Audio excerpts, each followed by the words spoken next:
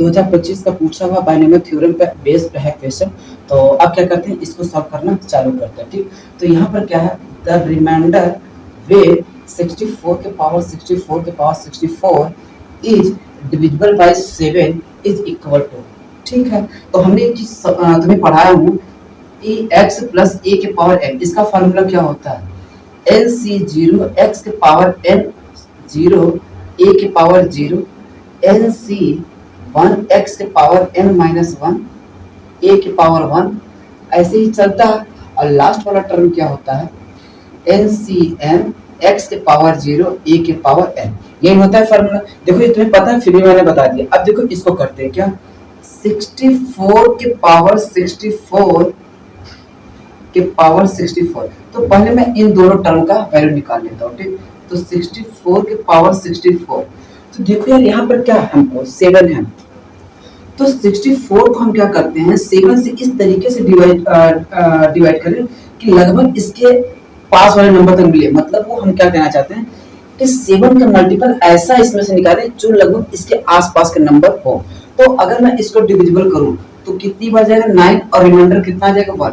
तो मतलब अगर मैं इसको कह दूं, इसको फैक्टर अगर ब्रेक करूं तो कितना आएगा, 63 प्लस 1 आएगा।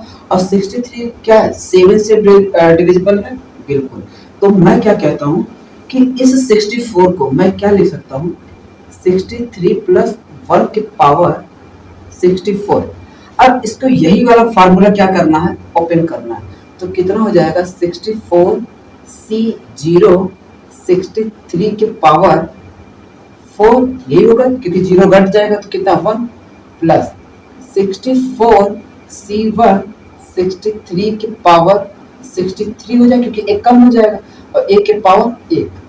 इसी तरह से लास्ट वाला टर्म चलेगा क्या, एक 64 C63, तो घटा देंगे तो कितना बचेगा, केवल 1 पावर इसका बचेगा और 1 के पावर 63। और लास्ट वाला टर्म क्या होगा, 64 यहाँ हो जाएगा क्या, 63 के पावर 0 और 1 के पावर 64 हो जाएगा। तो एक चीज देखो, यहाँ से लेके यहाँ तक क्या 63 कॉमन है, तो मैं क्या करता हूँ, यहाँ से 63 कॉमन ले लेता हूँ। ठीक, अब एक ही नंबर केवल एक बचा, तो लास्ट वाला मैं ले रहा हूँ, इसको छोड़ दे रहा हूँ। ठीक, क्योंकि इसमें नहीं है 63, तो कितना बचेगा, 63 4 C0 63 पावर 63 प्लस 64 C1 63 के पावर 62, और लास्ट वाला टर्म क्या बचेगा, 63 4 3 ये बचेगा। और लास्ट वाले इसकी वैल्यू कितना, 1, इसकी वैल्यू कितना 1, और इसकी वैल्यू कितना 1। ठीक, चलो देखो अब ये क्या है, ये 7 से मल्टीपल है, 7 से डिविजिबल है, तो इतने वाले टर्म को मान लेता हूँ क्या, के, क्या मान लेता हूँ, के। तो अब ये हमारा टर्म टोटल बन गया कितना, 63 के प्लस 1 बन जाएगा। अब देखो हमने किसकी वैल्यू निकाला, ये 64 के पावर 64, तो मुझे चाहिए कि इसके पावर का पावर, अभी तक तो मैंने किसका वैल्यू निकाला, इतने की। तो क्या मैं 64 के पावर 63 के प्लस 1 निकाल सकता हूँ, ऑब्वियस ही बात है। फिर से वही तरीका करना है क्या, कि इसको हम 7 के मल्टीपल में बना दें, तो कितना हो जाएगा, 63 प्लस 1 के पावर 63 के प्लस 1। तो अब अगर इसको ओपन करेंगे तो देखो मैं यहाँ पर एकदम पूरा बेसिक भी, यहाँ पर क्या करेंगे, थोड़ा सा शॉर्ट कर देंगे। तो 63 के प्लस 1 C0, तो यहाँ बचेगा क्या, 63 के पावर 63 के प्लस 1।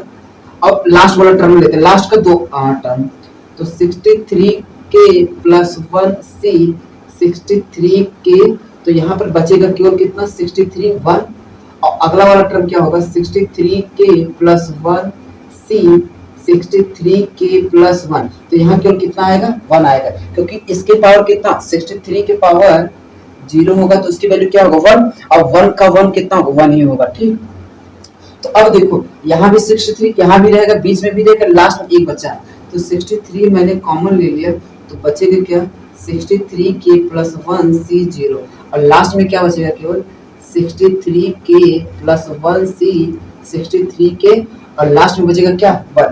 तो अब देखो ये वाली वैल्यू क्या, 7 से डिविजिबल, यहाँ से आता क्या, 7 से डिविजिबल है, तो कितना बचा, रिमाइंडर 1।